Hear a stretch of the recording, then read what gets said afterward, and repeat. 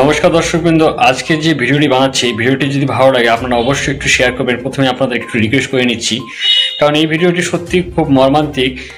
SSC চাকরি প্রার্থীদের 26,000-এর প্রায় চাকরি প্রার্থীর চাকরি চলে গেছে, তার মধ্যে কিন্তু ক্যান্সার পেশেন্ট সোমা দাসের চাকরিটি রয়ে গেছে। কিন্তু এই রাজ্যে আরেকজন সোমনাথ বাবু যে রয়েছেন, সোমনাথ মহাশয়, তিনি শিক্ষকের কিন্তু চাকরি চলে গেছে। তার ব্লাড ক্যান্সারে আক্রান্ত একজন শিক্ষক, তিনি অঝরে কিন্তু কান্না করেছেন এবং তিনি বলেছেন এভাবে তার চিকিৎসার যে ব্যাপক খরচ কীভাবে চলবে এবং তার যে সংসার এবং তার যে সংসারে স্ত্রী এবং তার সন্তান রয়েছে তাদের কীভাবে সে খাওয়া দাওয়া করাবে বা তাদের সংসার চালাবে কী করে, এই দুঃখ প্রকাশ করে তিনি কিন্তু অঝরে কান্না করেছেন। তাই এই দাদা চাকরিটি যেন সে ফিরে পায় এবং তার যেন ন্যায্য বিচার হয়।